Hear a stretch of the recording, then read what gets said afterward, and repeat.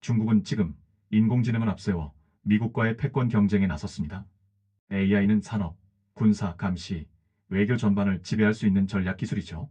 중국은 이 기술을 국가 생존과 체제 유지의 핵심 수단으로 보고 있습니다. 하지만 그 기술의 발전이 자국 인민의 입지를 약화시키고 있다는 사실. 여기서부터 중국의 딜레마는 시작됩니다.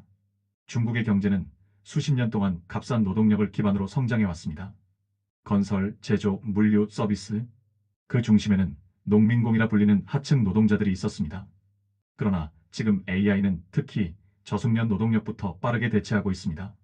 로봇은 24시간 쉬지 않고 일하며 감시 AI는 관리자 역할까지 흡수합니다.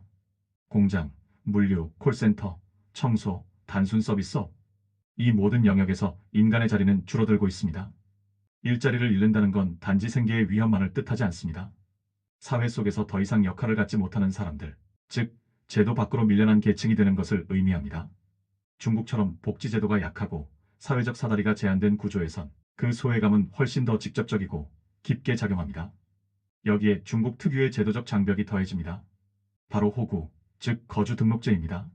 중국인은 태어날 때 도시 호구와 농촌 호구로 나뉘며 이 구분은 단순한 행정상의 분류가 아니라 삶의 조건을 결정하는 제도입니다. 농촌 호구를 가진 사람은 도시로 가서 일할 순 있지만 도시의 교육, 의료, 복지, 주거 혜택은 제대로 받기 어렵습니다. 즉, 도시에서 일하지만 도시민으로 인정받지 못하는 겁니다. 이런 구조 속에서 AI가 일자리를 빼앗는다면 이들은 단순한 실업자가 아니라 국가 안에서 구조적으로 밀려난 존재가 됩니다. 기술은 발전하지만 사회는 점점 더 인간의 자리를 줄여갑니다. 중국 정부는 이에 대해 기본소득 같은 접근보다는 AI 기반의 사회 통제 기술을 강화하고 있습니다. 얼굴 인식, 행동 추적, 사회 신용 시스템. AI는 인민을 위한 도구가 아니라 인민을 관리하는 수단으로 더 자주 쓰이고 있습니다. 그렇다면 사회 안에서 기능을 잃은 사람들은 어떤 선택을 하게 될까요? 그들은 점차 국가 바깥으로 시선을 돌리게 됩니다. 그리고 이 흐름은 단지 개인의 탈출로 끝나지 않습니다. 다른 국가의 사회와 경제 구조 속으로 흘러들며 외부 사회에도 영향을 미칠 수 있습니다. 첫째, 해외 노동시장에 대한 압박입니다.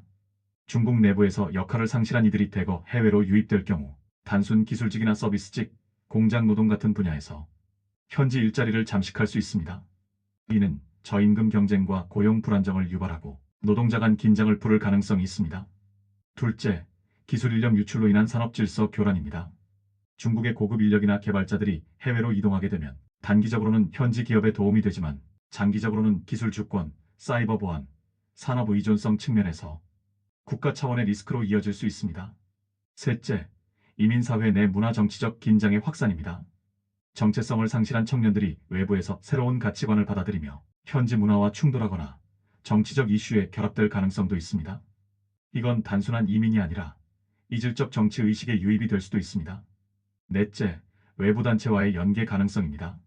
체제에서 밀려난 일부는 외국 NGO, 해커그룹, 정보기관과 협력해 정보 제공자, 내부 고발자, 디지털 협력자로 작동할 수 있습니다.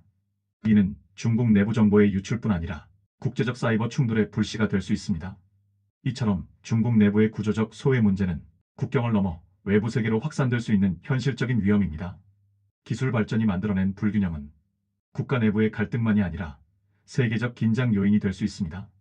중국은 지금 AI로 세계를 이기려 합니다. 하지만 그 기술이 자국 인민을 잃게 만든다면 그건 진정한 승리일 수 있을까요? AI가 무너뜨린 건 단순한 일자리가 아닙니다. 그건 바로 인간의 자존이었습니다. 기술은 국경을 지킬 수 있어도 제도 밖으로 밀려난 사람들의 분노는 어디로든 흘러갑니다.